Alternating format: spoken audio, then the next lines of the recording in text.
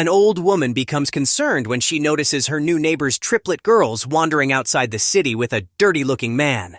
She quickly contacts their mother, but when all of her calls go unanswered, the old lady worries even more and decides to call the cops.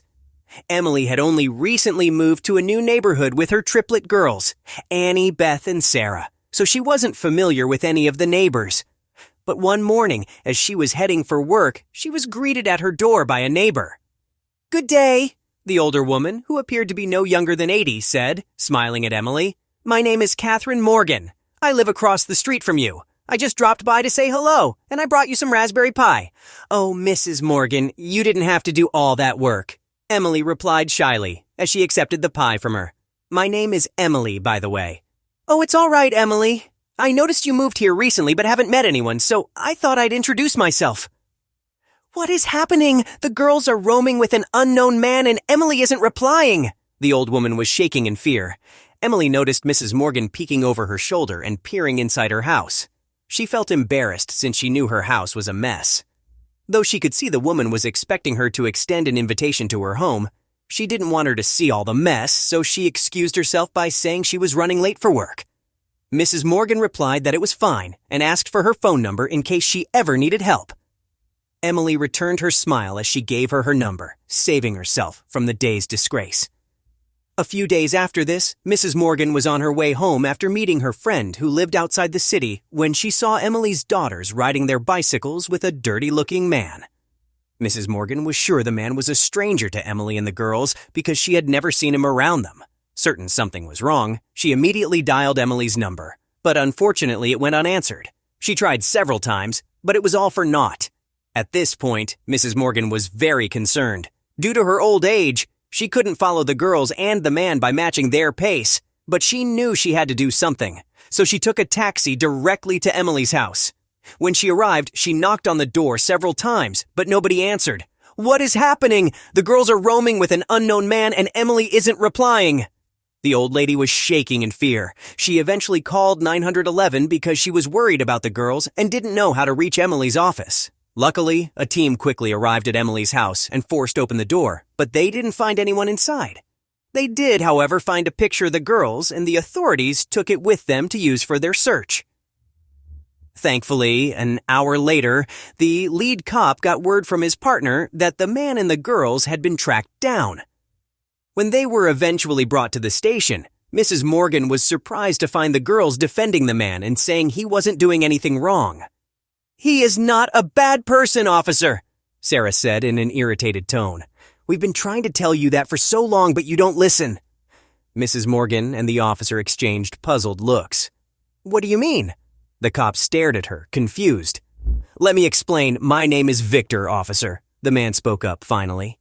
"Emily and I both work at the same company. She is the manager, and I'm the administrative assistant.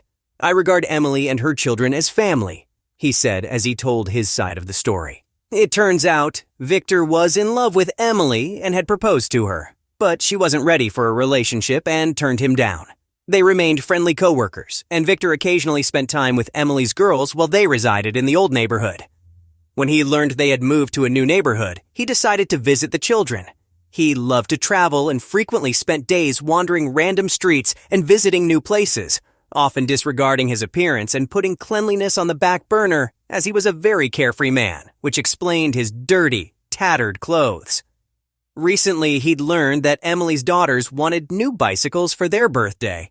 But Emily couldn't afford 3 bikes because she'd taken a salary reduction for exceeding the number of permitted day offs at work. So Victor decided to help her by assembling bicycles using old components in his garage. He was very handy with modest repairs around the house and frequently helped Emily with them too. "That's all, officer. I had no evil intentions. Because the girls haven't started school yet, as they're new to the neighborhood, I figured I'd show them around town and then drop them off before Emily got home. I even messaged Emily about it," he exclaimed, showing the message to which Emily had replied with, "All right, but get them back on time." "But why haven't we been able to get hold of the children's mother?" the officer asked Victor, still suspicious of his story. "I'm on leave today. Did you try calling the office? Just call and you'll know I'm not lying." When the officer called Emily and Victor's office, they realized Victor was telling the truth. Emily had fainted at work and was admitted to the hospital, which was why their calls went unanswered. When everyone found out about the situation, they went to the hospital to see Emily, and it turned out she had fainted from exhaustion. Feeling sorry for Emily, Mrs. Morgan decided to step in to help the girls, and Victor helped her too. Emily stayed at the hospital for almost a week, and when she returned home, she couldn't believe what she saw. Her home was spotlessly clean. "Oh my goodness, Mrs. Morgan," she cried, gazing around her home. "You did so much for me. Thank you." The old lady shook her head. "Oh, it's not just me. Someone made all of this possible and has something special for you too." Suddenly, Victor emerged from the kitchen with a cake decorated with several candles. "Welcome back," it said on top. Mrs. Morgan excused herself, saying she needed to get some work done at home, and brought Emily's girls with her, saying she needed their help. They left Victor and Emily alone for a while. Victor slid a chair for Emily at the table. "Please have a seat," he said, smiling. Thank you," she replied, blushing. Victor poured her wine and played her favorite song. Then he held out his hand to her. "Would you like to dance with me?" he asked. She nodded and took his hand. While they danced together to the romantic tune, Emily couldn't take her eyes off Victor. Unlike her immature ex-husband, Victor genuinely cared for her and her kids. She realized he was the one for her and that she'd been a fool to ignore him by assuming that men, in general, were irresponsible.